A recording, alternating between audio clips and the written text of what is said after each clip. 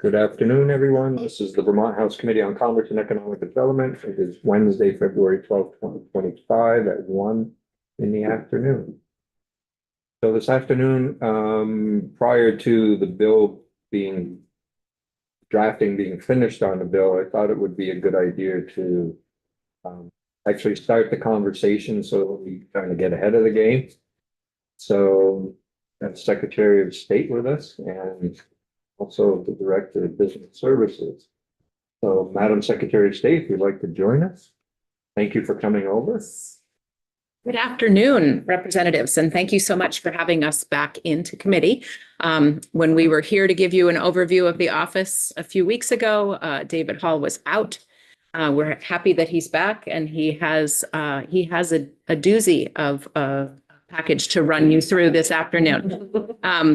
But I just wanted to lay a little bit of context here.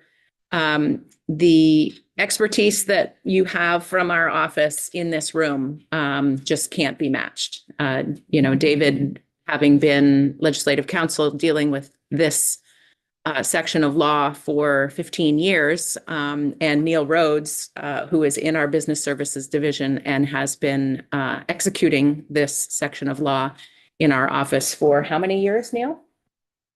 At least 12. At least 12. Okay. So you have a lot of years of experience. And between these two fine folks, they've uncovered a number of places where because this law developed over time and was contributed to by many different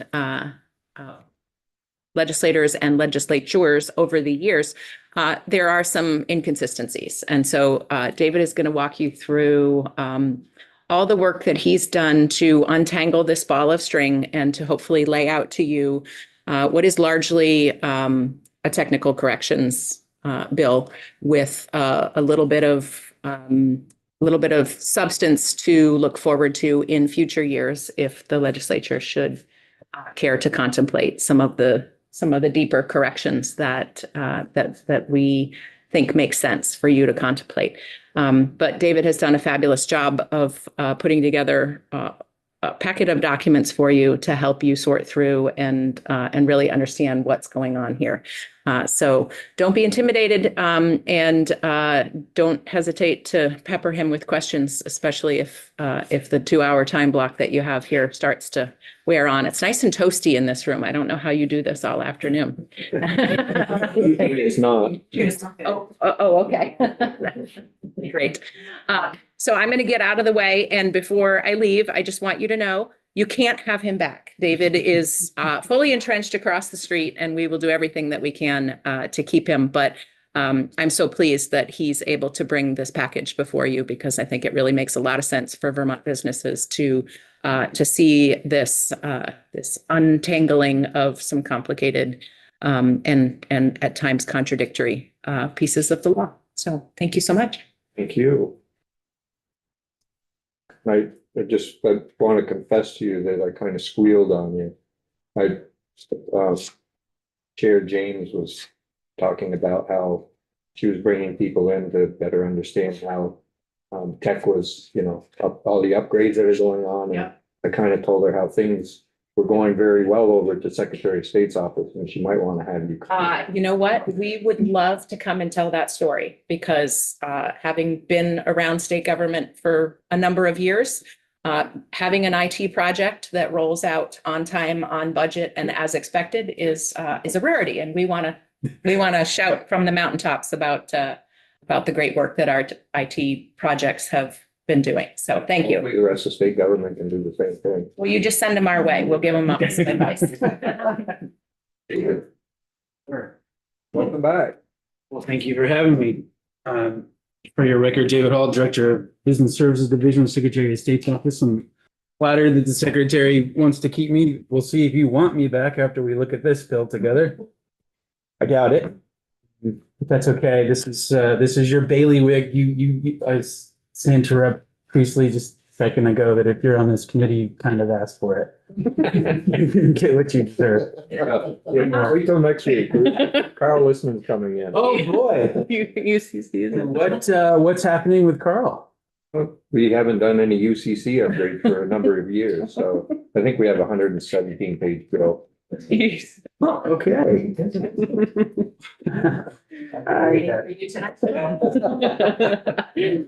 Well, that's super exciting. So for me to share with my screen from here, I'd always used to do this with an iPad and a dongle, and these days I'm zooming in. I'm part of the meeting. Am I able to share from my computer? Okay. Hit the big green share arrow. Now it appears. I see. Perfect. Thank you so much. So let's see if I can get this to work.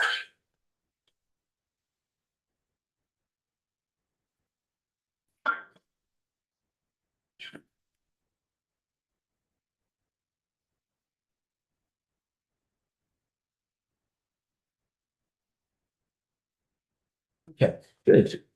Everybody can see the screen. Everybody can see documents. Good. All right.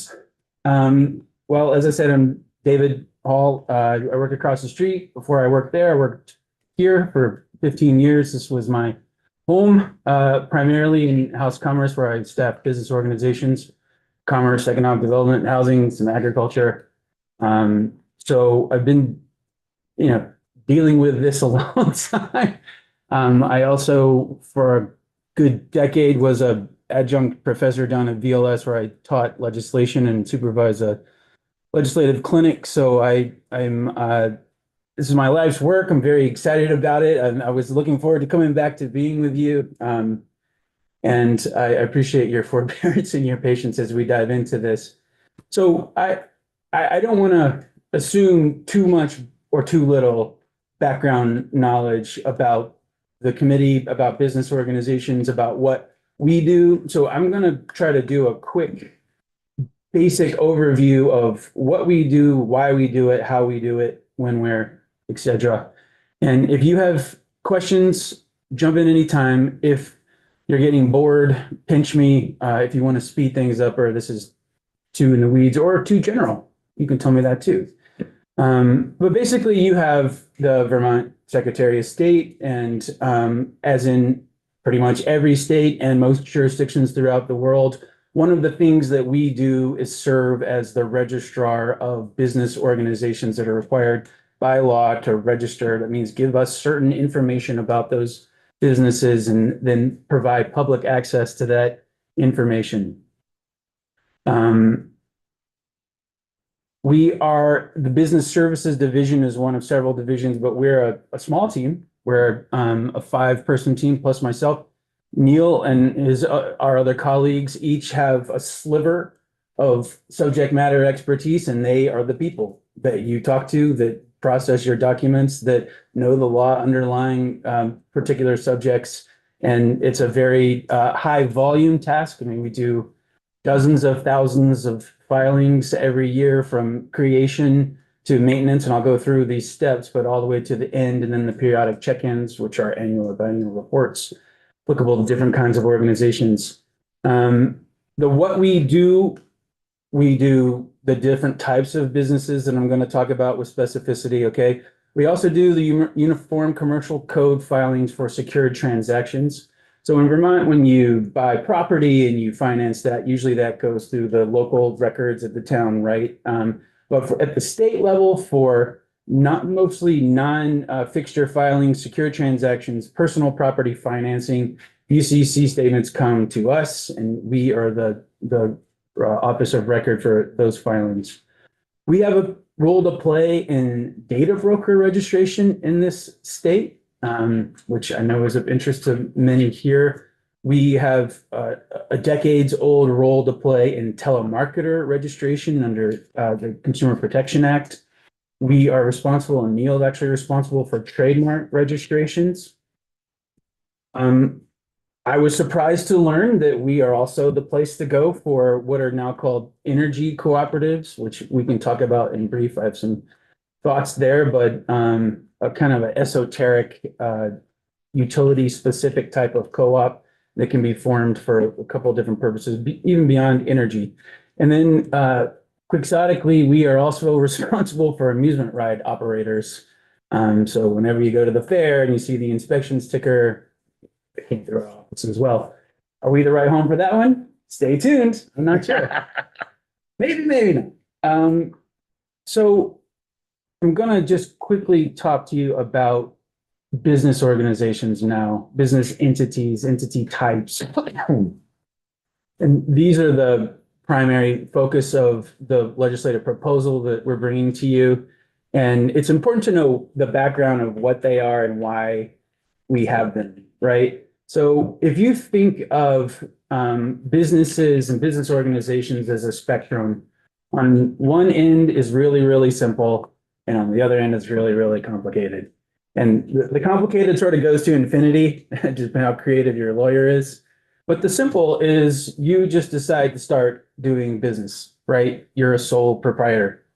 And you do that under your own name, and you're David Hall, and you do contractor work, okay?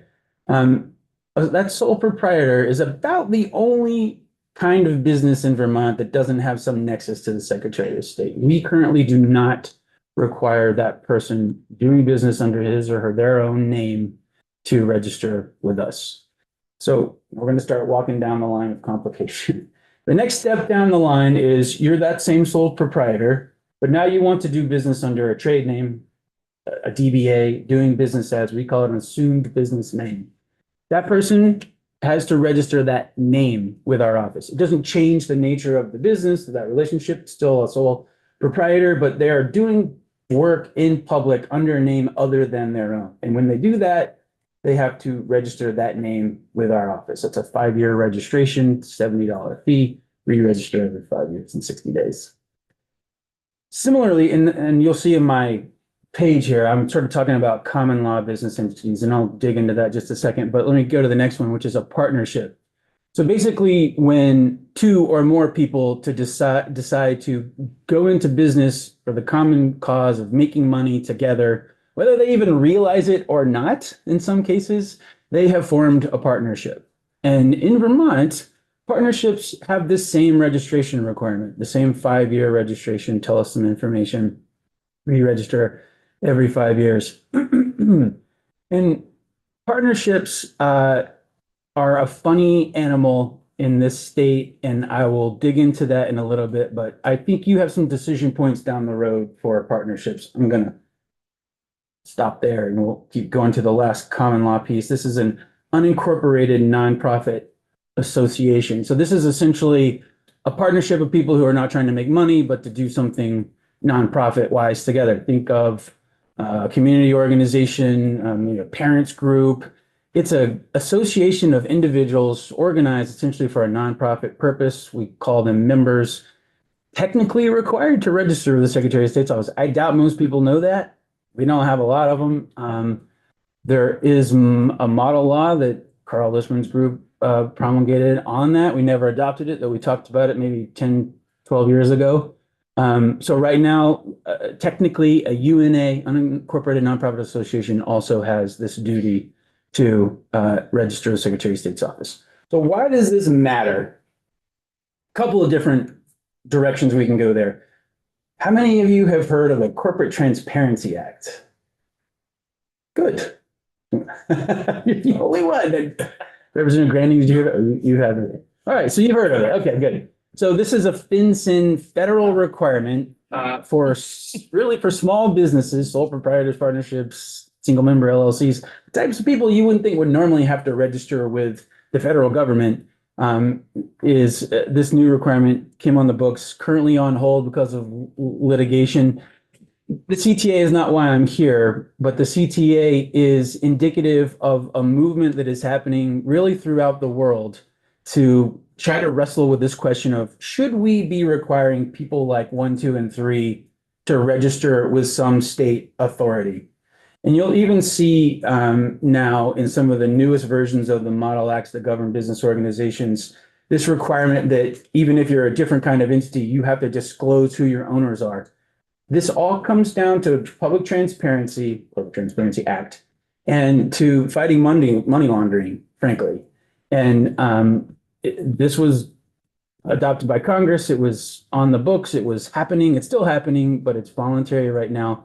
But the point is that jurisdictions everywhere are trying to answer this question. Should sole proprietors, should assume names, should partnerships, should single member LLCs, should these small businesses be required to register? Should they be forced to tell us who the owners are, whether because of public transparency purposes or fighting crime? And so that I want you to sort of keep that in the back of your mind when you're thinking about who we register and why and what makes sense. Because like I said, these three are on this 5-year cycle. They're really individual people we're talking about, whether it's one sole proprietor or it's partners, and we generally know who they are, or they register their name with us, so we know that they're doing business under some name. And if you think about one of the primary purposes of registering businesses in the first place, it's so the public will know who they are engaging in economic activity with. When I go to the Secretary of State's office, I can look up at least who formed this thing, what kind of entity is it, and that can tell me whether there is liability protection for the owners or not.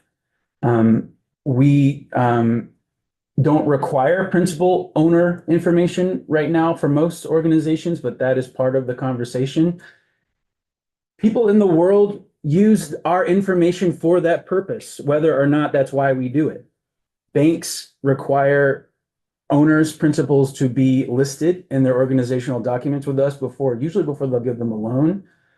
Department of Labor, Department of Taxes, Department of Financial Regulation frequently use our information to verify that somebody is who they say they are, that they're associated with a particular business. So even though that information is not required right now, it is happening and is being used in that way by people in the public and the private sector. So that's one side of the coin of who should register and why, and how do we do this? The other side relates more to the secondary group of business organizations, and these are statutory organizations. So the reason I call the first three common law entities, because they existed before there were business laws. You were a proprietor, you were a partner, you were an association member of this group. You could set that up without ever filing anything at my office, right? You don't have to come to me to make a partnership. You just do it by engaging in business with somebody. And the downside trade-off of that is you are not considered a distinct legal entity and you don't get limited liability protection for your activities, right? So if Chair Marcotte throws up a shingle, goes to build a house, does a bad job, somebody sues him, he's a sole proprietor, he is personally liable for injury that happens if he gets sued. He doesn't have this wall of protection that could be afforded by a business organization, a statutory type of organization. That's why we have statutory organizations in large part. It is one of the things that underpins capitalism, not to be too grandiose about it, but without limited liability protection, there is no putting capital at risk to the extent that people do today. Because if you can only lose what you've invested in a business, but not your personal assets, then you're willing to invest money in that business, take that risk, know your limitation of liability. If you are putting your house and your car and your kid's future at risk every time you engage in business activity, far less likely you're going to take the same amount of risk. And that's why we started with trust companies. We have now, then we went on to corporations, and that has evolved today to the limited liability company, which is far and away the most popular entity form across the country. Upwards of 90% of new formations at this point in most places are LLCs. The reason is it gives you the best of all worlds. You get pass-through individual taxation, so you don't get double taxed at your corporate earnings and at your individual earnings. You get the limited liability protection of having a separate entity own the property and put money at risk. And you get the flexibility of how you design the operation of your business. On that last piece I just said, the operation of your business, that is the other reason we have statutory entities and we have laws governing business organizations. It's to afford protection for the people who get involved with these businesses as well. Those are internal operational dynamics, like what's the voting threshold to change your bylaws? How much notice do you have to give for a meeting before the directors can meet? Those kind of things we're not so much worried about as Secretary of State's office. That's inside baseball to the business. We don't worry about that, but that's the other part of the reason that there are business organization laws in this state is to protect the people and sort of give some default structure to how a business can operate. This is a lot, I know. How's everybody doing? So far, so good? Representative Wilson, you're cheating. You've done this before. All right, well, this is just a summary. Chapter 25 by now. So, let me talk quickly about these different types of entities, what they are, why we have them, and then when I do that, we're ready to launch off into what this proposal would do and why. In a nutshell, you have all these different kinds of organizations that are on your screen, right? And they do different things. People would select them for different purposes. But all of them have some nexus to our office and what they have to file and what they have to pay and what the documents do from formation to amendment to closure to the periodic check-in.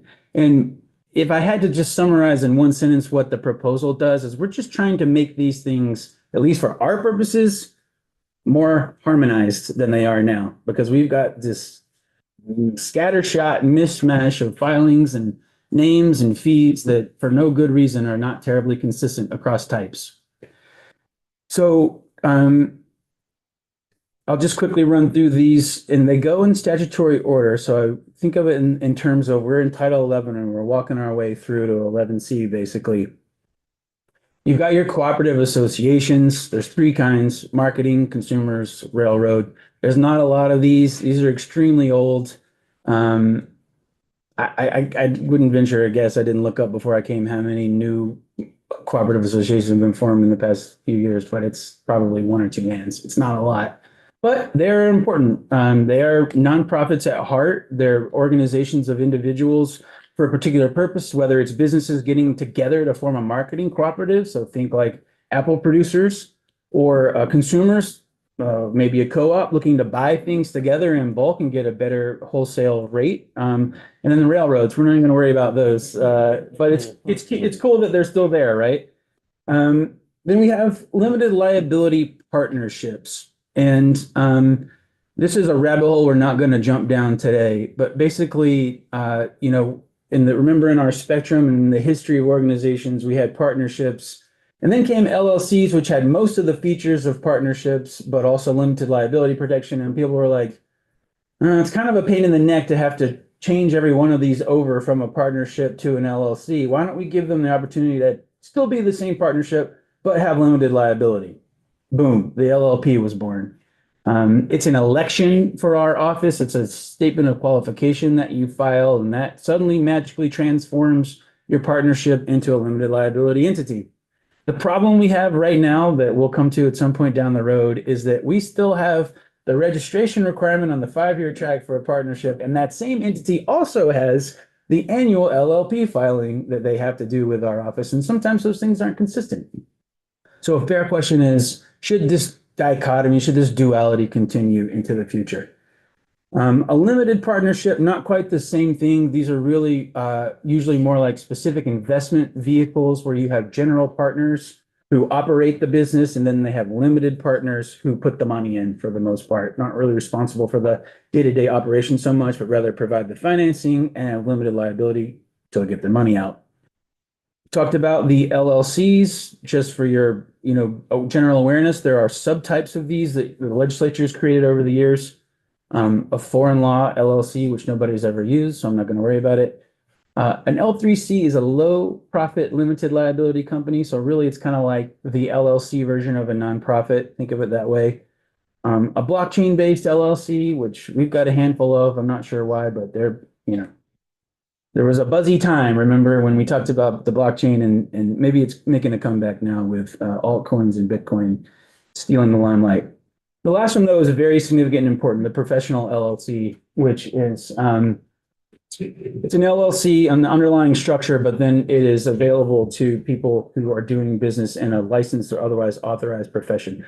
Architects, doctors, lawyers, nurses, landscape architects, tattoo artists, people who have to have some sort of professional license or authorization to do what they do. They can select a professional corporation or a professional LLC.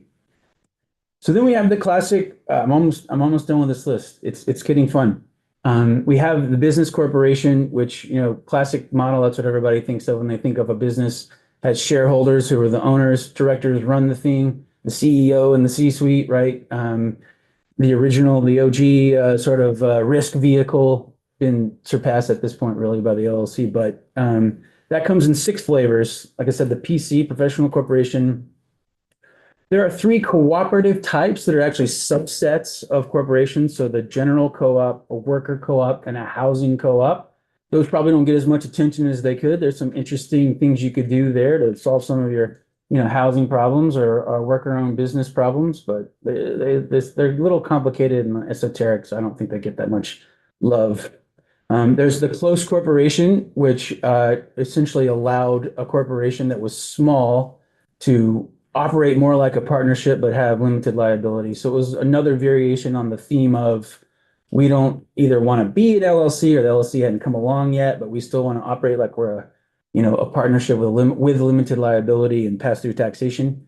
It's also known as an S corp in a lot of cases, even though that's a tax status, not a state law status. So that's what a close corporation would be. And then the benefit corporation, I don't know how many of you are familiar with this, but there's a lot in Vermont. It's lack of a better word, it's a branding exercise, but it sends a message to the world that we really like the environment and society. All right, last 2 groups, nonprofit corporations. You all know these. There are lots of these in Vermont, 3,000 or 4,000 last check. I haven't checked in a while, but they range, and this is important for you to keep in mind because we're going to talk about like costs and administrative burden for nonprofits relative to others. I want you to keep in mind that nonprofits are not just your one person, kid down the street who is raising money for charity. It's also the largest employer in the state, besides the state, and the university, the hospitals. So it's not a one-size-fits-all category, especially in this state. Those are 2 flavors: public benefit, does what it sounds, or mutual benefit. That's more like a club, a Grange, Rotary, that are formed for the benefit of its members. The last one I'll touch on, and this is the newest one that this legislature has adopted really in whole cloth, is the mutual benefit enterprise, also known as a limited cooperative association in other places. And I note that it's the newest because it sort of represents, at least in our laws, the most recent thinking of the Uniform Laws Commission on administrative processes, substantive requirements, even though at this point it's dated. There have been revisions to others, but right now that's kind of like the vanguard at about 10 years old for Vermont.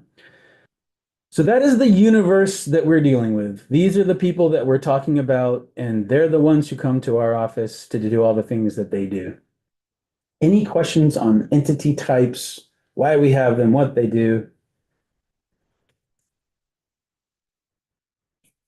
So they seems like they follow broad, not business trends, but emerging sort of ideas in what's needed, what's helpful, looking at blockchain-based LLCs, looking at closed corporations. They sort of have an era of their origin. Yeah, that's a great way to think of it. But upon their origination, is it part of what you're dealing with is the difficulty in modifying that, or they have their, this is part of why we're here today, right? Yeah, that's a great way to think of it, because they're like a snapshot in time, like, and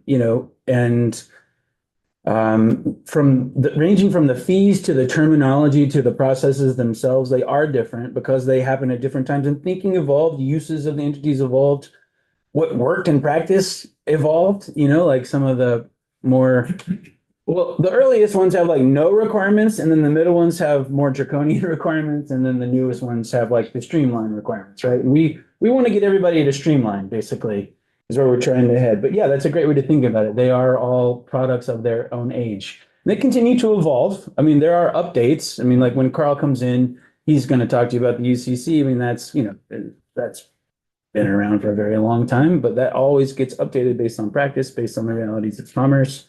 So this is the same deal, same group, in fact, for the large part. This is likely to continue. Yeah, always gonna, it's never gonna end. I mean, we're not gonna, we're always gonna have these entity types in all likelihood, though, like I said, the LLC has hit such predominance that, at this point, there's got to be a good reason why we would choose something else. Sometimes it's because you come to our website and you don't know what you're doing. See, that's a lot of. So I want to pull up this document now because, and this might, I don't know if you can see this. So this document really serves two purposes. One is to sort of compare right now. This is real. I really built this around the differences in fees for basically like the same thing, but what it costs is different. And that's part of our proposal is harmonize fees if we can. I don't know if that's going to be an impossible struggle this year or just like, freak everybody out that I'm talking about money. But suffice it to say, we're not trying to change, we're trying to be revenue and policy neutral. We just want things to be like fair and normalized. But the reason I bring it up now is not because of the money. It's because this leftmost column sort of takes you through the flow of what we do. Do you know what I mean? So before you even start a business, you can reserve, these are just for domestic organizations. And I've just picked sort of like the four most popular ones. I even have another one, but I'm not sure if we're seeing, are you seeing the LP? Yeah, you are. So the LLC, the corporation, the nonprofit, and then, well, you got limited partnership on here, but not, my screen is obfuscated by all these charts I've got. I'm going to just move this. So anyway, so before you even form one of the statutory businesses, you could reserve a name.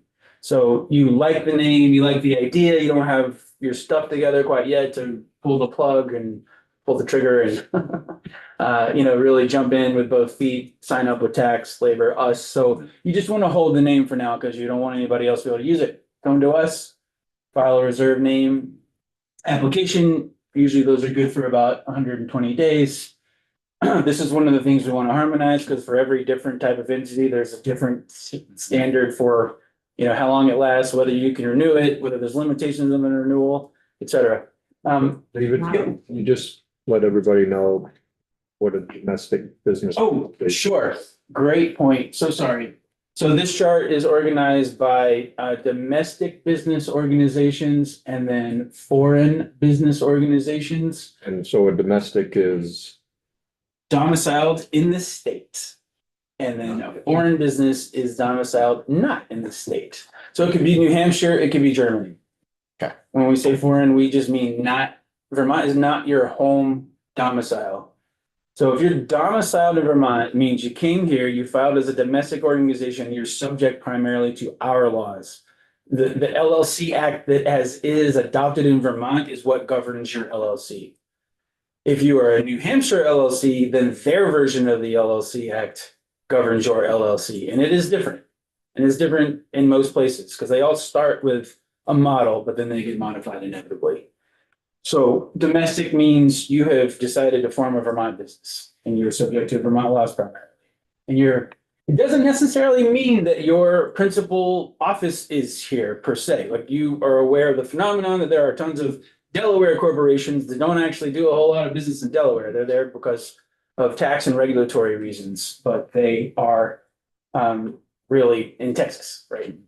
So it's not a function necessarily of where your main office is. It is what is your home jurisdiction? What is the primary slate of laws to which you are subject? If you are a foreign business organization registering with the Secretary of State's office, it's because you're doing business in Vermont and we have laws that govern foreign activity in this state. We need you to do a filing of a certain type, give us certain information, pay the fee, do your annual check-in if that's applicable to you. And but you're also going to tell us what is your home jurisdiction, tell us that you're in good standing in that jurisdiction, then you can sign up and do business here. If you don't sign up and like you're supposed to, our stick is you don't get access to our courts, basically, and you could be subject to some fees. So So then we go, so that's pre-formation, right? Then we get to the initial filing. This is called a different thing for each different type of entity, right?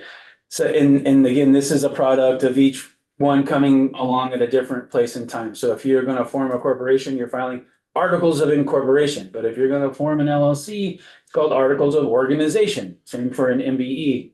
A certificate of partnership or a statement of qualification for an LLP. So there are different names for essentially the same thing for the statutory entities. As I said, for assumed names, partnerships, UNAs, the common law entities, you register, but that is not what breathes life into your organization. Those exist separate from your registration with this state. No worries. All right, so the next bits we come to, these are sort of lumped together. There are what's called articles of correction for most things, which is where you've made some mistake in one of your filings and you want to fix it. You actually have an obligation to fix it. The difference between a correction and just an amendment to whatever document is that the correction relates back to the time of the original filing. You tell us what error you made, why it was wrong, what it needs to be, and we will let you file that and fix it retroactively, basically. Versus an amendment is really prospective change to an underlying document. We had 5 directors, now we have 7, whatever. File in a minute.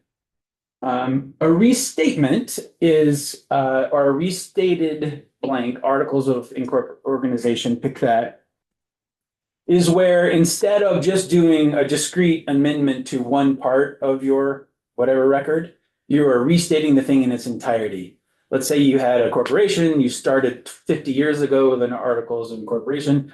You know, you've done an amendment every other year for 5 decades. Finally, it's just a total mess to be able to follow what's happening. So you do a restated articles, and that allows you to just do everything fresh in a new form as one complete document, easier to follow.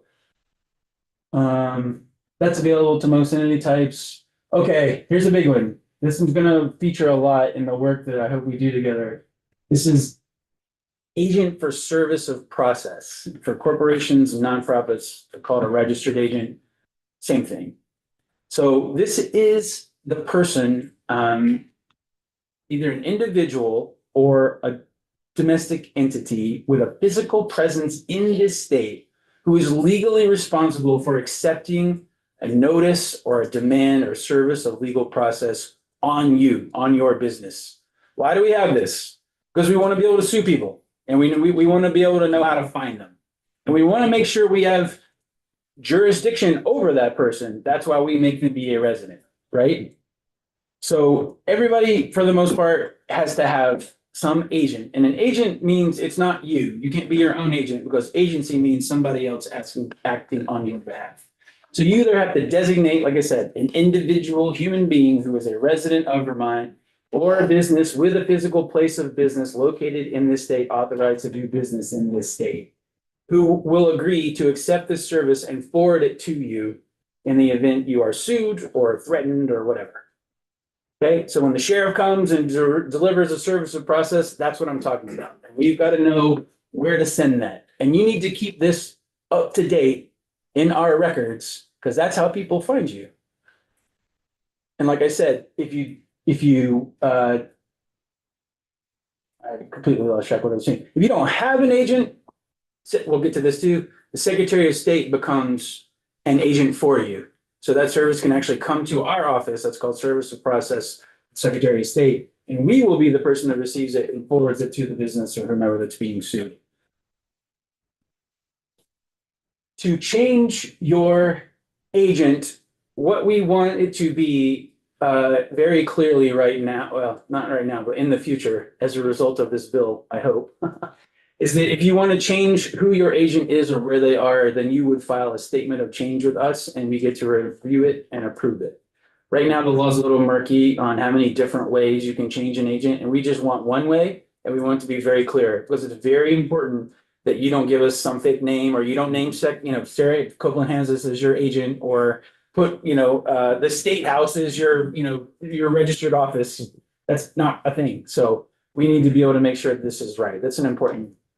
The periodic report or the renewal.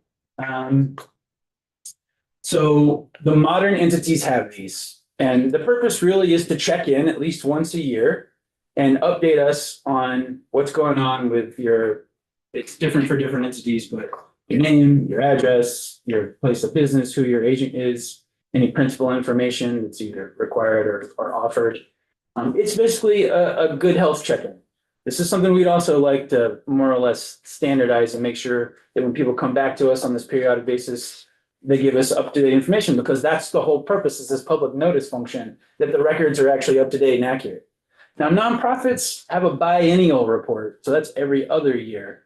And they have some weird stuff going on with them. And I haven't put it in the bill to like, because I didn't want anybody to freak out and just like suddenly suggest that maybe nonprofits should start going on an annual basis, because they will freak out. But in a perfect world, would a nonprofit have an annual check-in? I think, yeah. You got to balance the equities, the administrative burdens on the small entities versus the big ones, right? But that's something let's flag for later discussion. A reinstatement is what happens when you didn't do what you were supposed to and you have suffered an involuntary termination or an administrative dissolution. For a domestic, that usually means you didn't file your report. For a foreign, it can mean lots of things. You didn't pay your taxes, you didn't tell us where your business is, you changed your agent, you didn't update it, you didn't file. Lots of different grounds based on the entity type, but the reinstatement is you have to come back to us, you have to catch us up there's a penalty for each year you were delinquent, and that's a reinstatement fee. You have to file the current report, and then boom, you're back in good standing, you can go on. Just because you go through an involuntary termination or administrative dissolution that's involuntary because you failed to file, does not mean your business disappears. You're still in business, you can still sign contracts, but the consequences start stacking up, and one of those, again, is the inability to avail yourself of our courts if you're a foreign entity, whether either to bring a suit or to pose a counterclaim if you're sued. So you want to stay in good standing. And also in the private sector, there's problems. You go to get a bank loan, if you're not in good standing, they're not going to lend to you until you catch things up, right? So that's sort of its own external check to staying in good standing with the state. All right. So evidence of good standing is when people ask us to issue some sort of certificate that, you know, you're organized and or registered with our state, you're up to date on your filings, you're active in good standing. We've got a whole suite of stuff I'm not going to get into here. Conversions, mergers, share exchange, domestications. All but the last are where, you know, one entity type switches to become another, it's a conversion, or it merges with another entity. Share exchange is a corporation swapping shares, and a domestication is where you move your jurisdiction of domicile into or out of Vermont. We've got the service of process, which I talked about. We charge a fee for that. It's not a uniform fee. It depends on what the entity is or what title it's being offered under. It's either 35 or 25 bucks, which makes 0 cents. That's one of the things you want to fix. Then the closure filing is when you reach the end of life for your statutory business and you want to tell the world that you're done. There's a filing to do that. You can change your mind in some cases and file a revocation of closure. And then most of these statutes have a provision that says the fee for any other document permitted or required to be filed under this statute is X dollars. And that is also different across entity types for no good reason. So that's something we're going to look at. So you have basically the same thing going on in the foreigns. You'll notice the fees are higher for foreigns. And there's more risk to the state. There's a little bit more work to the state. There's a possibility of having to be the agent in those cases more likely than for domestic. So historically, and this is consistent across jurisdictions, the prices are higher for foreign entities. We can look at that later. So that is sort of the flow from pre-formation to closure of what we do. And there's a record that goes along with all of those that people file with us. We charge them a fee and we process it. We have this new fancy online business filing system to try to make that happen. If you haven't checked it out, you should. And you know, the procedures for each of these records is governed by statute. If there's a nexus to our office. And so the bill that I'm bringing to you, or if we get a bill, I mean, if you decide to bravely move forward on this proposal, how about that? Since I've probably bored you to death already, would be to try to harmonize, a lot of these processes. So, anybody have any questions? What? Did these all get different fees based on their difficulty with processing? They should. I mean, basically, I don't know how much you all have like dug into fees, but basically a fee is should reflect the administrative cost to the state or town or whomever to perform the service provided, right? And it can stretch to the point where the fee is unconstitutional because it prohibits some other right, like you decide to charge $10,000 for a parade permit for 5 people to walk down the street and protest, pick something. Probably unconstitutional because there's no rational relationship between the cost of that fee and the administrative burden to the state to afford whatever they're affording, road space, cleanup crews, traffic cops, whatever. So, in an ideal world, I would be able to tell you, here's the per filing administrative costs based on my filing system, my healthcare, my salaries, my rent to BGS, and then break that down, maybe divide it by the number of filings. I don't know. Maybe that's possible. That's not possible because I don't have most of that data. But what I will say is that the burden is it's about the same across filings.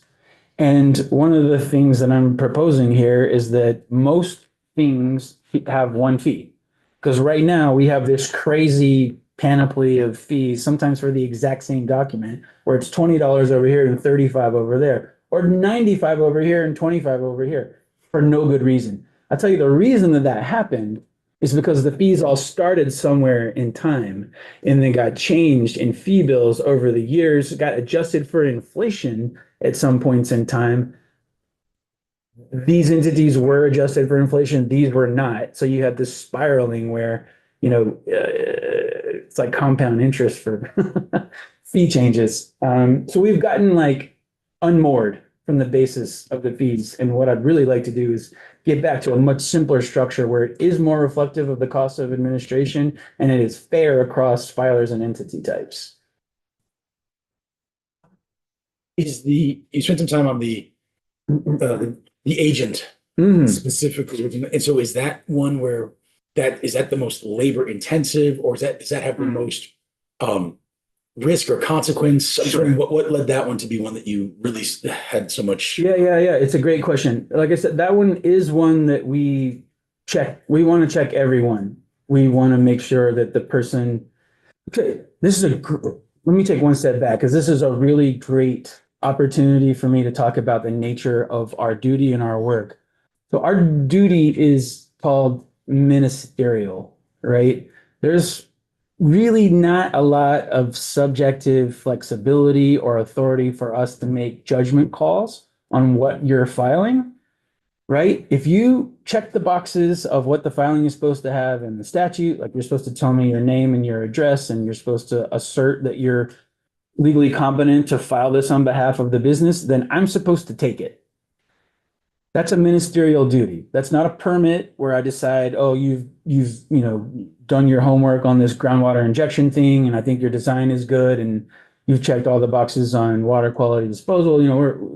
There's some flexibility. No, for the most part, we're like, take the record as it comes. But that said, we can reject things if it doesn't comply with a statute, or if we, right now, if we see that you put, generally, if you put Sarah Copeland Hanses as your agent, we don't think that she agreed to be your agent, and we're gonna reject it. Because especially for agency, there is a tacit, a common law principle that when you assert that agency relationship, the person you've designated as agent has agreed to it. And without that agreement, there is no agency. So that relationship doesn't exist if that person hasn't actively agreed to be your agent. So that's one we check very closely. On the other hand, the annual reports, we cannot check those. We do not process those manually. There are 40,000 plus of those every year, and it's not possible. I mean, we're doing pretty well. Like Massachusetts does everything. They're like, if you don't hear from us, you're in good shape. Like, look back on our website in 3 weeks, and whatever you filed will probably be there. But good luck otherwise. Our stuff is person intensive, and our processing time is usually 1 to 2 days, which is incredible. And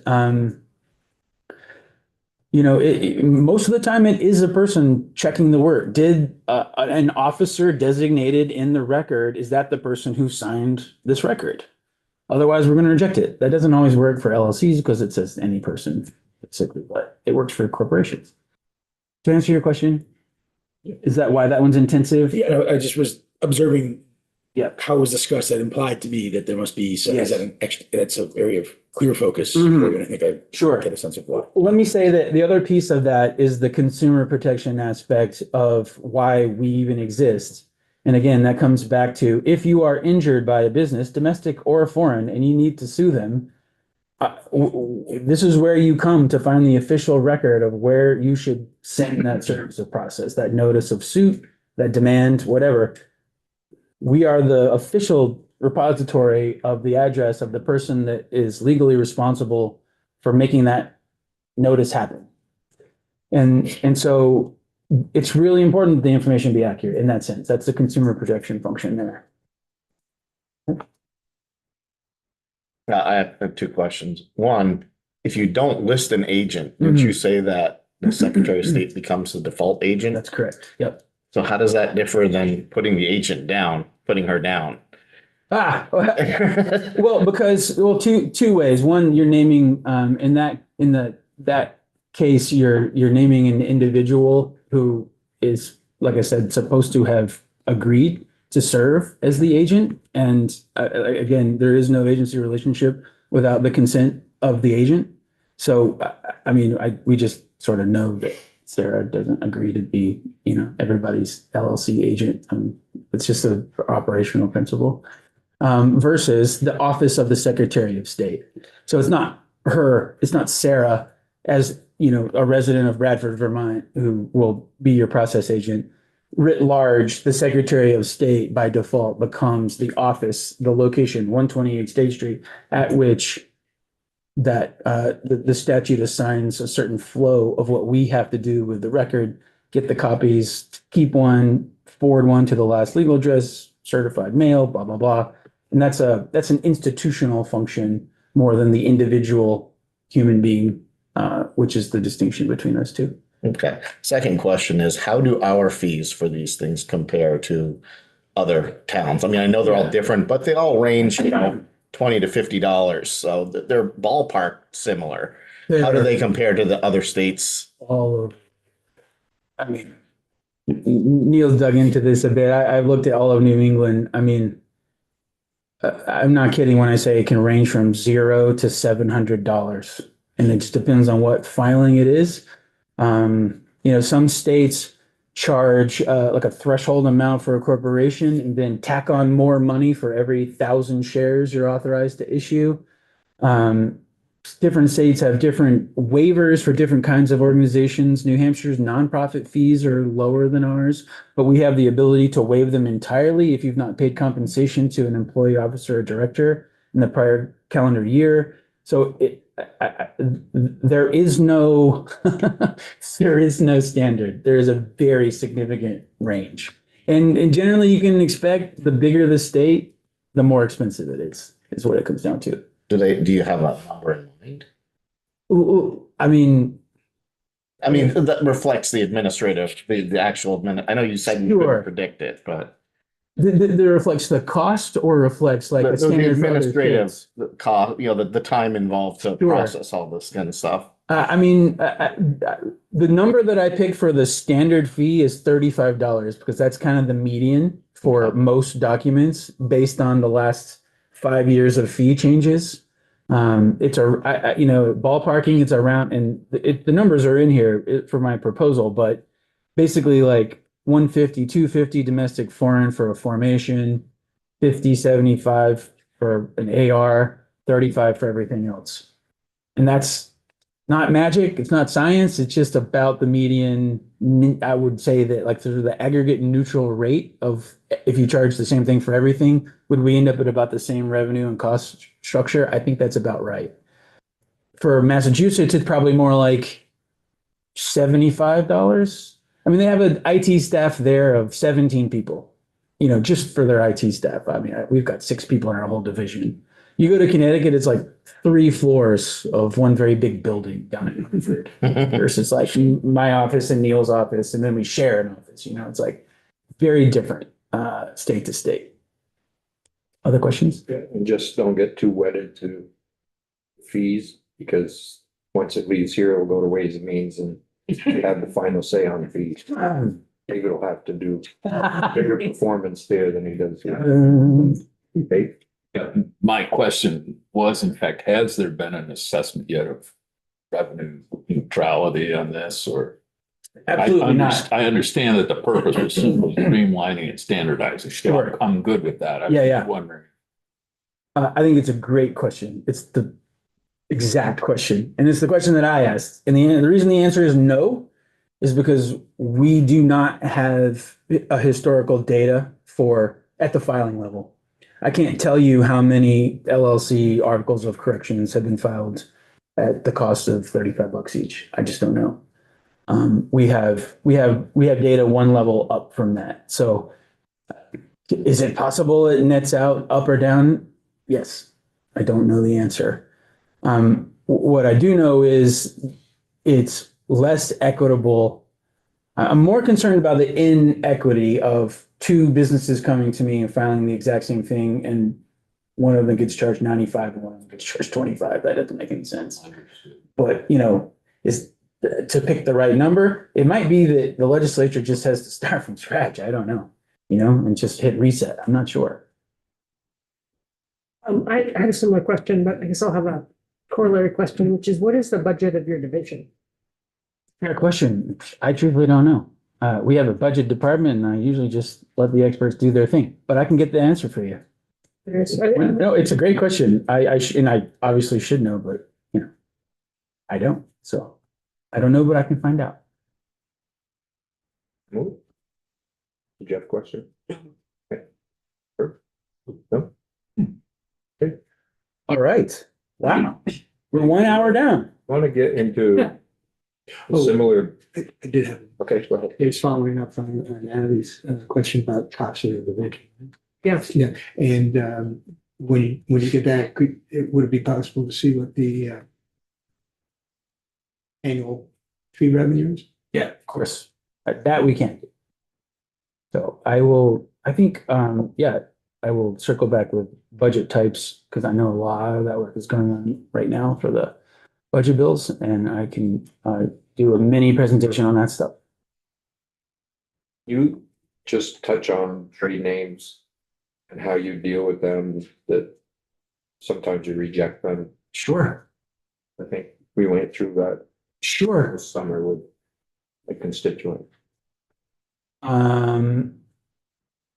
So you're probably not asking just about trade names per se, but the rules that govern name and name Well, no, approval. how do you distinguish, if a trade name is legit or if it's if it's near, Okay. it's close to another name? All right, sure. So the question that the chair, I believe, raises, this goes back in history to a time when I think Neil and Chris Winters were involved in this too, and you and me and Bill Butts and others, about the shift that the Secretary of State's office made from sort of a deceptively similar standard to a distinguishable in the record standard, right? So deceptively similar was a subjective standard that required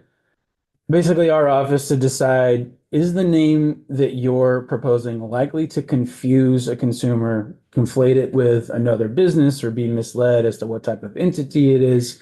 And so that was sort of the prism through which you would review a name. Is it available? Is it deceptively similar? Right? The subjectivity, inevitably not always consistent and also incredibly labor intensive, right? So if you think of the thousands of name filings that come through, because it's not just assumed business names, it's every name. Every entity that comes through our division has to be vetted for a conflict right now. And you have to review the name first just to make sure it's not already being used. And then there's a sort of a second level of scrutiny, and it used to be that deceptively similar standard. Now it's called distinguishable in the records. And that means what it sounds like. Is this name that you're proposing distinguishable from names that already exist? Not is it deceptively similar? Is it going to be confused? But is it distinguishable? Now that sounds like a 0 or a 1 calculus, right? And a computer could perform that operation and just say if there's one different letter or one space or one comma, then it's different and you're good. That's not how it works either. We have a rule, a name rule that says, when deciding if it is distinguished from the records, you shall disregard punctuation, homophones. I mean, it's a 6-8 page rule that goes through this whole thing. So, so the answer is, first, is it available? I.e., are you trying to pick a name that already is taken, whether it's reserved, registered, whether it belongs to an assumed business name or it's assigned as the business's own name? If it's the same, you're not going to get it. So Green Mountain Landscaping, I'm sorry, you're not going to get that one, right? We've already got that. But you can do a permutation. We also disregard Vermont and Green Mountain for purposes of comparison. So that doesn't actually get you anywhere if you try to change that part of it. But you could say Green Mountain Landscaping and Lawn Care Design, LLC. That's a different name. Very good. The problem can come when things do sound the same, but they're spelled differently. They use, words that can mean the same thing, but they're actually different words. Like we have those. Sometimes it is subjective. It is a judgment call that we have to make. At which point, frankly, that's deceptive question sort of comes back into play because again, that's one of our functions is consumer protection and business consumer protection. But I will say, and Neil kill me if I don't say, is that we are not the custodians of intellectual property rights, whether it's a trademark or it's a name or any other kind of intellectual property. We're not the ones who tell you that you have the best legal right in that name or that trademark or anything else. That's a common law right. It could be a federal statutory right, but we're not the ones who decide that. A court is the one that decides that. And if you feel like somebody is using a name that would mislead consumers or is causing you business harm because they work in the same area, maybe you have the same kind of business and you've picked a deceptively similar name, your job as a citizen is to go and defend your intellectual property in court against that usurper. That is not a Secretary of State function. Does that answer your question? Curious how wide a net you have to cast when you're looking at that. Is it just domestic styled companies or is it foreigners that might also be registered Sure. here, et cetera, et cetera? It's a great question. So the name piece goes for everybody who's registered. And there are provisions for that. And it actually is in the proposal here. So if you're a foreign business and let's say you're a Massachusetts business and you've built up this great business in Mass, and then you come to Vermont because you want to expand and somebody's already using that exact same name, it's taken in Vermont. So you can't register that name with us. You would either have to add a corporate indicator or you would have to pick an alternate name. But you can't register that name in Vermont, even though you've already established it in Mass. That's for our purposes. For intellectual property purposes, that's a much more complicated analysis. It depends on where you're actually engaged in business, the likelihood of deception, the historical use of the intellectual property. It's a multi-factor test in court. So the flip side of that is not a problem. In other words, if there's a business that's already quite successful in Massachusetts and is well known, say in southern Vermont. Sure. If somebody comes along in Vermont and wants to register a substantially similar name, does that preclude registration here in Vermont just because there's It Big doesn't, Daddy working in it Massachusetts? doesn't preclude it from registration with our office. Doesn't mean you won't get a cease and desist letter, which you probably will. But no, but for purposes of state law in Vermont and registration of the name, if it's free, it's free. Thank you. Sure. Other name questions? Names are fun. I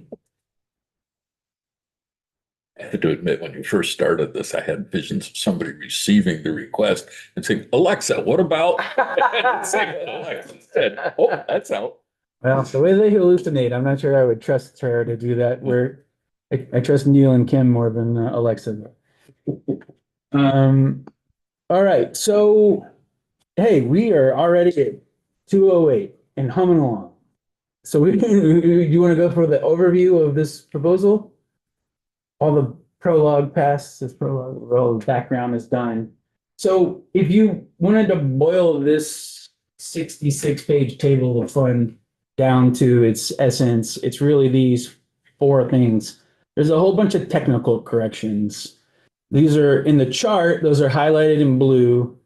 Those are intended to be non-substantive, stylistic, corrective terminology fixes that if they didn't happen, it wouldn't matter. We've lived with most of them for decades and it's okay. It would just be good to fix it while we're opening up the patient, right? Second group is harmonization. I've got A, B, C, and D. Frankly, 3B could also go under 2 here. When I say harmonization of provisions, this is what I'm talking about, the processes and the rules governing the various business entities and trying to bring them into closer alignment.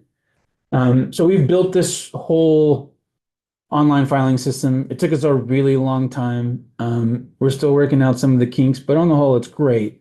We went through the exercise of spending 3 or 4 hours every morning with our IT vendor going through step by step every requirement for every filing, for every type, and finding some really quirky stuff. And it's like that juxtaposed with the way we've always done it versus the way we would like it to be. And should we build a system built on the laws that we have or the laws that we want? Frankly, for the most part, we did the former. We built the system on the laws that we have. And that caused a lot of consternation in both directions because it changed the way we used to do things and it anticipated but didn't reflect the way we would like things to be. So it's a chicken and an egg problem. Do you build the system based on the law you have or you want, or do you get the law that you want and then build the system? Well, the system work was already happening when I showed up. So that was a fait accompli. They already signed the papers. So we built the system. Now we want the law. So this harmonization comes into the areas of agent for service of process, which we talked about, the service of process on the secretary in the event that the Secretary of State's office becomes the de facto agent. B is principal information and contact information in initial filings and periodic reports. And the reason, and that's a slate of very simple fixes, but like I said, what we learned is that this is really important to people out in the world. Like we were going to get rid of this altogether. Then I started checking around with lawyers groups and accountants and banks and departments and agencies, and every one of them said, please, more information, not less. We use this for this purpose and this purpose and this purpose. Now, I'll say one more time, whether that's appropriate, especially given that we have a ministerial duty to file what people give us, and we are not vetting the veracity of what they give us. We are filing it and recording it. We are a drawer in a cabinet in that sense, in that narrow sense. You know, you could ask the question, is it appropriate for other people to rely on this information for those purposes? That's above my pay grade. But what I know is if I know that's happening and I want my records to be useful for consumer protection purposes, for regulatory purposes, then I want them to be current and I want them to be accurate. And to do that, I want people to know that when they come for the initial filing, they can tell me who their owners are, their officers are, and if that information needs to change, They can either update it periodically or they can come at the AR check-in, which is happening now for most of them, and update whatever, their email address, their principal information, and make sure at least on a yearly basis, at least that's current. The C is the fees. We've touched on those. I'm happy to dig into that more. D is all related to names. We've touched on those as well. The reservation of name, assumed names for business organizations and individuals, and a small tweak on foreign names. The third piece, I've got this as 3. It really could be 2, and really it could be 1, because there's the most consequential is C, and we'll dig into the language. But for administrative authority, first in 3A, all I'm suggesting is there be a 1 line in statute that says the Secretary of State has the authority to adopt forms, procedures, and rules to do its work, right? So, like surprisingly, I scoured the statutes and there is no place where there's like that delegation of authority across the board for all entity types. It appears for some entities, but not others. Some have the ability to adopt procedures, others not. UCCs, we can adopt rules, but not for, cooperative associations. So it hasn't been a real problem because we don't have a lot of rules. We have UCC rules and name rules, basically. But it'd be good to have just a clear statement of that authority. The second piece is the amendment and cessation for assumed business names, partnerships, and UNAs.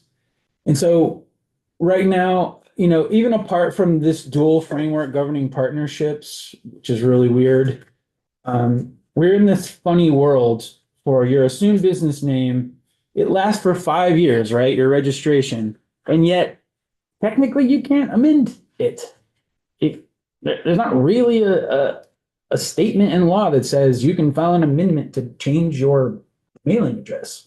That makes no sense, but we follow the law.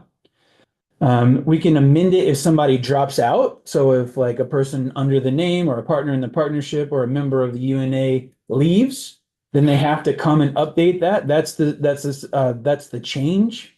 But otherwise, there's no general amendment authority. There's a statement of change for the agent in the fee section of that chapter, but no affirmative authority in law to actually say, unless they disappear or die, that you could change your agent either. So that's a problem. I mean, we want these 3 types of groups. As long as we're going to say you're going to be registered with us, which is a policy question for the legislature, then we at least want that information to be current and consistent, right? So I put that under administrative authority because that's not like subtle harmonization, of email addresses in annual reports. That is a substantive change to the way we do our work for those 3 types of filings. And then the last one is the sort of the most substantial step for us into an area of subjective authority. We have 2 provisions right now where if you feel like there's 2 provisions right now, 11 VSA 1636 and 1637. And the former says if you feel like somebody's not doing business under a name, you can come ask us to issue a decision and order that they are or they are not using that name. And if they're not, you can register it. And that is to prevent names from being stale. It's also manifests in cases, and we've had 5 or 6 of them since I started this job, where somebody will let their name registration lapse and somebody else will come and register the name Stratton Corporation or Killington or Ben & Jerry's as examples. Not saying those particular ones actually happened, but things like that have happened. And of course, the person who registers it thinks, oh, now they're going to have to buy the name back. This is where the intellectual property discussion comes down, and you're Killington, you can go to court and say, look, we've been using this name for 70 years. This is our name. But sometimes it's cheaper to settle, right? So that is an administrative process where we can try to help achieve a resolution in those circumstances that doesn't rely on a 3-year court process, right? We have something similar in 1637 where somebody might be found to be ineligible for conducting business in this state. Let's say they have a permit violation or something like that. I've never seen that one used, and it's kind of wonky. And it doesn't get us where we need to be in 3C, which is in the last, since the digital age, fraud is only increasing, right? And again, coupled with our ministerial duty to accept filings, if somebody submits them and pays the money and says they're authorized to do it and the information they gave us is correct, we have to take it. Maybe perjury, because if you sign a document and assert something that's false, that is a crime in this state. But realistically, is law enforcement going to go enforce a signing crime at the Secretary of State's office? Usually not. So we don't have a lot of good tools to respond to these circumstances, and they are happening. People are using addresses that they're not allowed to use. And we find this out because the person who lives there says, hey, I'm getting mail for John's LLC. And John, either I know John and he is not allowed, he used to live here and I kicked him out and I don't want to be associated with him, or I've never heard of this person and now I'm getting mail and credit card solicitations for this business that solicited my address. So that's one instance, like address fraud, that's pretty common. There's another that's more prevalent in other places. It's like a synthetic identity fraud where criminals are taking pieces of real data and fake data and kind of putting them together to build a profile, start a business, get a loan, get a credit card, maybe take somebody's credit history, maybe a dead person's, who knows. And it's not hard for them to set up an entity and have the synthetic profile and be in for an online application and out before we ever get a complaint, right? And then there are other ones that clearly erroneous are when people, put Disneyland, Vermont as their town. And it happens. I mean, it's hilarious, some of this stuff. And, usually we reject those anyway, but, frankly, I'm not sure if we really have always like a legal imprimatur to do so. So what that section would be, the 3C, and we can look at the language, but it basically says there's like two instances. There is like the initial filing, and if we see something that looks false, fraudulent, erroneous, we have the ability to document it and reject it. And then we have a place to point to that says, you can substantiate what you've given us and we'll accept it, but it looks fake to us. The other is to terminate or reject records, modify records. That's a next level up. And that's like the 1636 process would be a contested case under 3 VSA chapter 25. So that is the Administrative Procedure Act. That is notice, opportunity for hearing, participation. We don't take action until we have told you we've identified a problem. You need to come to Montpelier or video. You need to demonstrate to our satisfaction that what you've told us is true and accurate or whatever. And if you do, you've met your burden, we won't take any action. If you do not meet your burden or you don't show up, then we can amend the record, we can reject the filing, we can close a business. If you don't answer and we've had a complaint that you're a fraudster, we want to have a statutory provision that says, after notice and opportunity for hearing, I'll issue a decision in order. We'll put it in the record. There'll be a paper trail. You'll have your opportunity to due process protection. And then if it goes awry, there's also a de novo appeal to the civil division in the Washington Superior Court.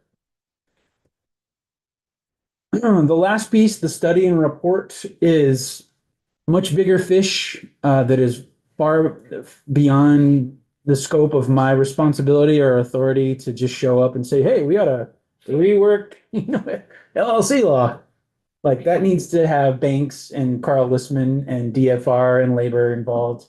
It needs a legislative champion. Sorry, I'm talking summer study here with one of you, possibly. Or you guys can meet, 6 times over the, out of session. And then come back with some mega report. So anyway, that is the overview. And then before, I'll stop in 2 minutes, but I just want to tell you how the rest of this is put together, and then you can decide what direction you want to take.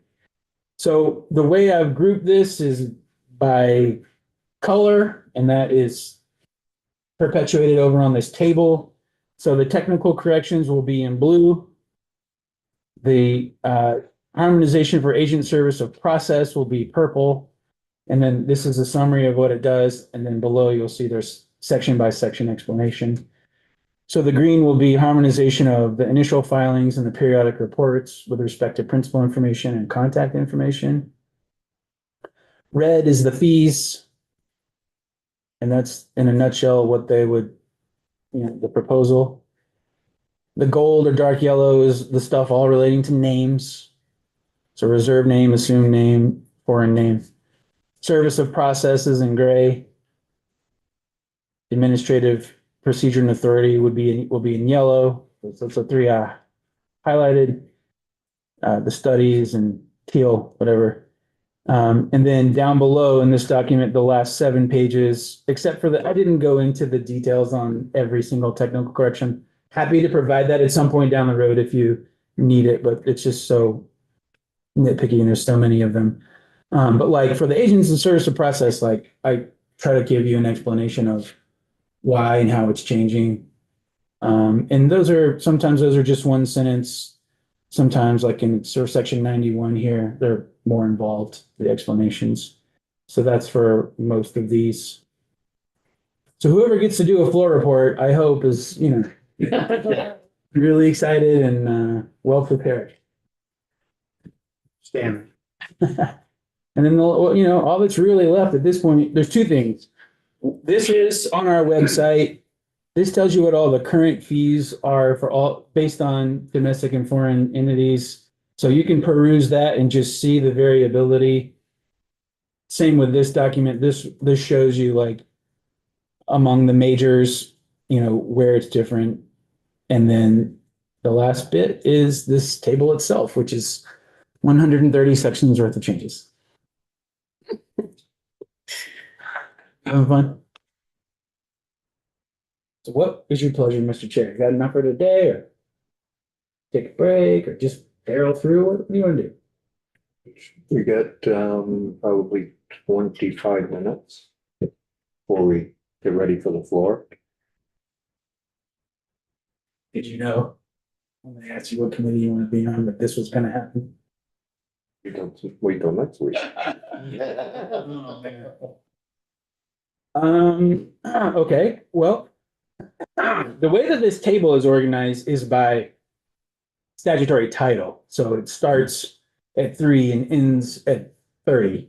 And the changes are all in between. And so the changes are not grouped by category, but rather provision. And so that's why they're colored so that you can see what goes together.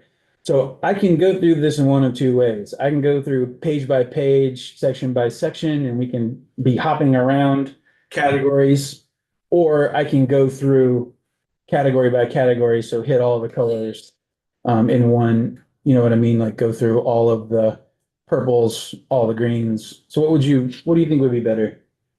Statutory order or categorical order? What people like to do. It might be better to do categorical or just stay in one category and bore in. So if there's 60 pages, we'll go, if we would be, with our time, can we get through all of them in this? In the next 35 minutes? Yeah. How fast do you want to go? It'd be 25 minutes. Does anybody want a cookie? Because I'm.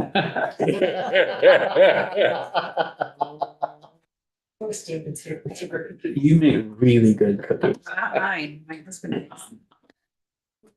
That's right. Yeah, let's do category. Let's see how far we can. Okay, all right.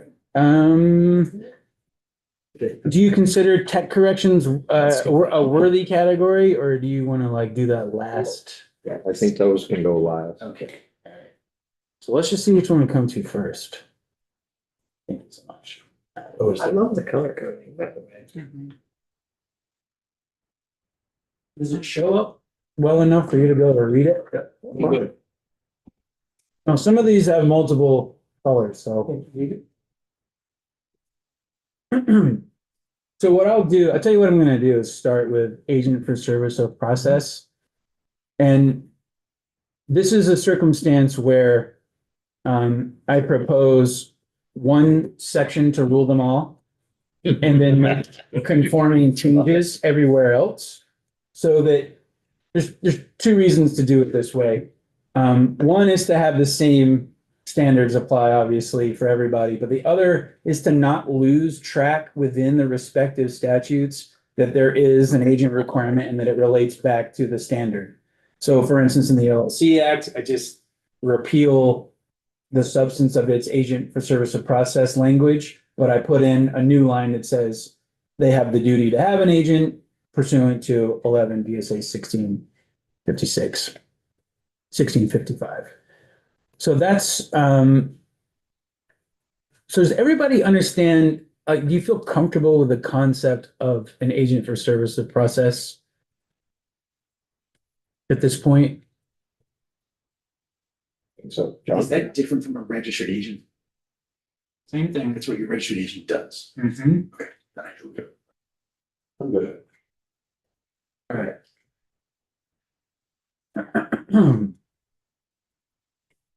So the one section to rule them all, in this case, would be this new, and let me talk about a little bit about the organization here too. So I'm proposing to 11 VSA chapter 15 is this horror chapter that was afflicted by my dad drafting many years ago, where it started life as governing assumed business name, partnership, and UNA registrations, and then tried to become more.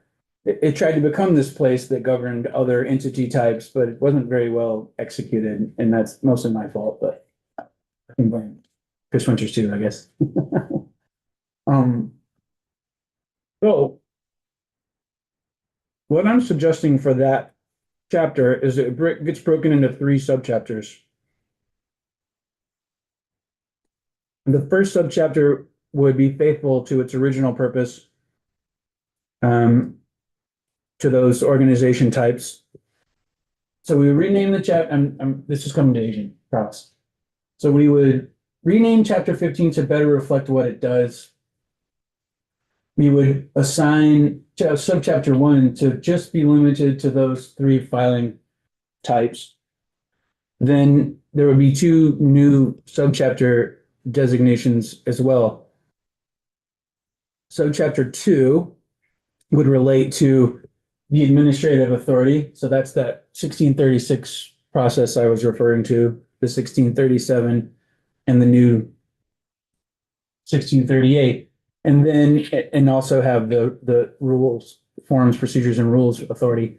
And then subchapter 3, administrative provisions for business organizations, would be the place where we put the one section to rule them all, right? So 1651 would be the fees, and all the other fee provisions would refer back to here. 52 would be universal reserve name. 53 would be universal assumed name for business organizations. 54, I'm reserving for if we want to rewrite the name rules in statute instead of through the rulemaking process, we could do that, try to clean that up because it's a bit of a mess. That's not for this year. And so 55 would be this designation for agent of service of process, the change, and the resignation. So you'll see there's multiple subsections here, and they are each performing an important function related to the agents. The very first is the imposition of the duty to have an agent, right? So a person doing business in the state that is required to designate and maintain an agent for service of process shall provide the name, email, and address information of an individual resident of the state or of a business organization that has a place of business in and is authorized to conduct business in this state. So this is an amalgamation of all sort of the substantive requirements for designated and having an eligibility of an agent. It's written this way on purpose. a person doing business in this state that is required to designate and maintain an agent, because not everybody is. If you're a resident of the state and you register your assumed business name, you don't have to have an agent for service of process. That's because you're already a resident, you're already registered, we know who you are, we know where you live, we have personal jurisdiction over you, so we don't need you to have an agent. Same with a resident partner, a resident member of a UNA. That is not the case for the entity types for foreign individuals who are non-residents or for foreign organizations. Okay, so that's why it says if you're, and then and the other places in law will say an LLC shall designate and maintain an agent for service of process pursuant to 1655. How does this, the designated agent, how does this play out in a situation where you have a partner? Well, there's a partnership, one person is in state, the other person is out of state. The out-of-state partner has to have an agent for service of process, and the in-state partner does not. But if it's an LLP, then the LLP itself has to have an agent for service of process. Partnership is, by statute, a distinct legal entity separate from its partners, but partners still have individual liability for the obligations and debts of the partnership, unless they're an LLP, in which case the partnership has a distinct legal existence from the partners, and the partnership itself as an entity has to have an agent for service of process. And the individual partners, technically right now under our law, the non-residents still would too in the LLP. That's part of the complication of having a overlapping framework for partnerships and LLPs. I'll just say, we've got the mandatory stuff in chapter 15. We've got a whole slate of permissive stuff in chapter 22 where you can but are not required to file things about your partnership unless it's an LLP, which is then mandatory to provide your statement of qualification and maintain it with an AR. So this is where that rules and processes comes into place, where if we do put that in, you could simplify it through rule. No, Okay. I would love that, but to really untangle that mess is going to require Study. you guys to make a study. But ultimately, you're going to be the ones to make the decision, right? Sure. No, Neil especially would appreciate it.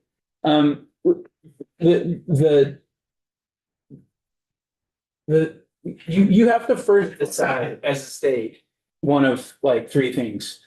We should not register partnerships at all. We should continue registering partnerships the way we do on some basis that's different than annual and is weird, but still mandatory. Or we should go full bore and treat partnerships just like everybody else and have an annual report. But that's not for today. It's not for today. We'll stick with That's sort of like your road ahead. Did that answer your question? Yeah, so great. I just on that like modernizing thing, is there like in this community like a trend towards putting all of the common law onto a statutory track? See, that's a great question, and that was the trend. Oh, Up until a month ago. I'm half kidding. So the CTA is in part suspended because it's an incredibly onerous burden on small businesses. But on the other hand, the federal government is being sued, and at this point, I'm not sure that the federal government is inclined to defend its own law and that it won't be repealed. That is the path of registering these sole proprietors, partnerships, small businesses at the federal level. And that is reflective, as I said at the very beginning, reflective of a trend moving towards requiring these types of entities to be registered because of public notice, consumer protection, and fraud, right? So there are jurisdictions that do it. There are jurisdictions who are exploring it. There are jurisdictions who have said no way. And balancing those equities is a policy decision for you guys. Where are we? We were on B, attestation. So a person who designates an agent for service of process attests that the agent consents to the appointment. This looks fairly benign, but beneath it lies this incredibly convoluted thing where the current statutes say that either that on the document or as an attachment, there is a consent, basically, is one way you can read that. That goes back to an era of paper filings, right? Where you went to your agent and they signed it, or they put an attestation or an acceptance or a statement of some sort of agency agreement as part of the document, and then you brought that to Secretary of State's office. And that was part of the record. In current practice, the way that we do this is we make you check a box that says this person has accepted the appointment of this agency relationship. And we're really putting the onus on the filer. And again, that is coupled with a perjury statement that applies to all of our documents that says I test under penalties of perjury. They're 1365, chapter 65, that what I've said is true, and if it's not, you can come take me to jail and post criminal fines. So this one sentence is based on the most recent iteration of the uniform law. So it manifests in the Uniform Business Organizations Code and the newest LLC Act. And it just goes that next step further, and it makes that attestation and says you don't really even have to check the box. It says if you name a person as your agent in this filing, then you are telling us under the penalty of perjury that they have accepted this appointment. And so we honestly will probably keep the checkbox because we like affirmative action for things that are attestations. And you can't proceed through the filing flow if you don't. But this is, this is a clear statutory authority for us to say you have asserted that they accepted the appointment. Any questions on that? So C, the duty to maintain current agent information, statement of change. This is the principle I was talking about from the beginning. So except as provided in D, a person registered with Secretary of State may change its agent for service of process or the agent's email or address information solely by submitting to the Secretary of State for filing a statement of change that provides its current agent information and specifies any changes to that information. Did I disappear? Only for a second, but you're bad. Sorry about that. Well, I was reading this, and basically, beyond all the legalese gobbledygook, it just says if you want to change your agent information, use the statement of change. The reason is right now you can definitely read the statutes to say that an amendment is an acceptable vehicle for changing the agent, that in some cases a periodic report could be construed to change it. It's only available in a couple of entity types, but that's a problem because we don't review those. And it's a problem in LLC amendment filings because somebody might throw in an agent change and the amendment is generally auto-approved for LLCs because anybody can sign it and blah, blah, blah. It doesn't have to be that way. That's not for discussion right now. The point is, we really want to look at these. We want to know make sure that you have current valid agent information. And we think having a dedicated document and process for that across all entities is the way to go. It's not the only way to do it, but that's how we are suggesting we do it. Any questions there? And it's the same cost, so it's like $35 for a statement of change. All right. So bulk statement of change by agent. So rather than digging into this line by line, because it's just a bunch of legalese, statutory gobbledygook, let me say it this way. There are big commercial agents out there, and there are entire statutory provisions that relate to them. And I just didn't think we had the bandwidth to really adopt that this year. We could do that. That's in the study. But I want to facilitate sort of getting us towards the same place, which is if you are, for instance, CSC or CT Corporation or some big law firm, you probably are agent for hundreds or thousands of businesses. And if you go to change your address or your name or whatever, right now, you need to file 775 statements of change to make that happen. And it's really a pain in the neck. Fortunately, we have this magnificent business filing system, and our IT vendor has the capability of saying, we can try to help you clean up your entries for these commercial registered agents. And then if they need to do a bulk filing to switch the information, then we can amend their record and it will populate that amended change in the records of all the businesses for which they're agents. And we can make that happen like that. That is where we want to get, right? And that's a legal and that is a technological process that we want to have a strong footing in law and an IT component that matches it, right? There is a question here that will relate to fees. So right now, our statutes say it's $35, and this is LLC, an example, I had this come up this morning, for a statement of change for each filer not to exceed $1,000 per calendar year, okay? So what that means is, even if you come in and make 750 changes, you are capped at $1,000. The proposal we have here does not have a cap. And the reason is a matter of equity. If it's $35 for a single member LLC to come and make a change to a record, why should it also be $35 for an international corporation to come in and change 750 records? It just is, that's a matter of fairness, in my view. On the other hand, you ask about the cost of administration. I mean, we have a technology that theoretically could change every record with a click of a button. So maybe it shouldn't matter how many records you're changing. It should only be $35 for one statement of change, regardless of the number of changes that are happening. You could go either way. I fall in the camp of the former, and I know that represents more revenue to my division, so if that's a conflict, I'm going to put it on the record. But the principal underlying fees is that there is an administrative burden, and it's not just clicking a button. It is the underlying cost of a $6 million filing system, of an IT vendor that does a great job but costs a lot of money, of 6 of us who work every day and have healthcare and retirement, and a building that we pay for. So to me, what we do is file fees. I mean, we file records, we maintain them, we're responsive to the public.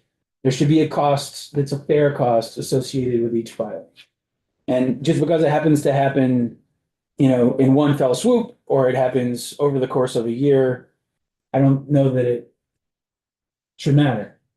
You're the legislature, you get to decide which way to fry that fish. Or you can keep the cap and make it whatever you want it to be.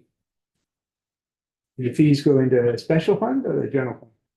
They go into a Secretary of State special fund that is 3 VSA 118, I think. Thank you. And for what purpose, if I may ask? They go Those fees. all the fees. So all of the fees that the Secretary of State charges across divisions go into that fund for its aggregate operations, except for the OPR fees go into its own fund and for its own processes. I think that's what the statute says. I'm not an expert on funds, but I read that last week, so I think that's right. It probably should be noted that prior to our current IT project, some of our revenue did go into the general fund. And there's a policy decision there. Sure. On some person's part. For the record. Yeah. So your name in affiliation. Oh, my name is Neil at Rhodes, and I'm a business services manager. I work with David. Thank you. When somebody goes back to listen, we want to be sure. It was Neil. Yes, you can blame me if I'm. So I believe under that provision, those special funds, unobligated balances do revert to the general fund under that section of law. But I would double check that too. That can be part of my dog and pony and money show. Any questions on those bulk statements? Basically, it says the agent can come, it can do the bulk change. It has to notify the businesses that it's making that change. We would process it in one fell swoop. And there is an attestation that they have given notice so that a business isn't surprised to find that its own record has been changed in our system. All right, I'll try to finish this one and get you out of here. E, agent resignation termination. So an agent for service process may resign by submitting a statement of registration, delivering a copy of the statement to the affected business. That agency terminates on the earlier of 30 days after the secretary files that resignation or the date on which a statement of change designates a new agent. So they can come in before that 30 days is run. And what I want to say here is this is a harmonization in and of itself right now. For some historical reason unknown, for an LLC, it's 41 days. And for everybody else, it's 31 days. But not everybody else has an agency requirement, so they don't have any days. So this standardizes that you have 30-day window, and after that, boom. The last piece is 3. The secretary shall waive the filing fee for a statement of resignation if the agent attests it did not consent to serve as agent for service to process. In the 15, 16 months I've worked here, I've received probably 3 or 4 somewhat grumpy letters from people who are not agents. They have not consented to serve as agents, and they keep getting named and they don't want to be. And this would be one of very few places where we would not charge a fee for filing a document because they're not by their own choice. Who files the agent passes away?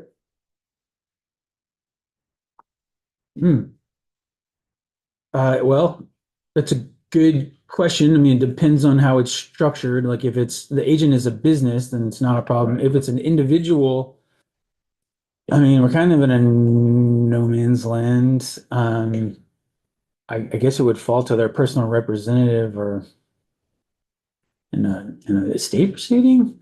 I don't know the answer to that. I mean, there's no more capacity, so they're not the agent anymore. So really that just terminates the agency period. And the business would then need to come back and get a new agent. But like, if I don't think you would have to file a resignation because the agency would terminate automatically once they pass away. But would you have to, so whoever would file, when the business files for a new agent, they have to provide like a death certificate or something? No, you can change your agent anytime. You just have to tell, that's what the statement of change does. Did you consider having the business pay for the change fee if there's somebody who was not, who didn't say they would be the agent? We did not, but I like it. I would consider that. Okay. That might stop some of that. It might eliminate some of that. I mean, we could do that. We could set that up the way we're doing in some other places where like you basically have a hold on your account and until you resolve it, you can't file new documents. So it's within the realm of possibility. Like that. Thank you. David, thank you very much. And we'll get back together again. I know Rick doesn't have time to finish the draft. We're going to put the short form. Get drafted and then get working on this. Always good to have you back in the seat again. Maybe one of these days when you're walking through from Secretary of State's office back to your house, we might just pull you back in here and not let you go. Well, I just don't say it. I won't tell, but it's lovely to be with you all. I really love it. And I wanted to say, thank you. Every single one of you. I know how hard you work. I know that you're here for the right reasons. I know that you're here for your people and your community, for the rest of us. And it's thankless and you don't get paid a lot and you work hard and it's because you're public servants and it makes me super proud. Thank you. All. Yes. Right. Right after the floor, let's come back in. We're gonna hear from Outdoor recreation. Outdoor Rec. It's Rec is gonna come in and chat with us for about 15 to 20 minutes.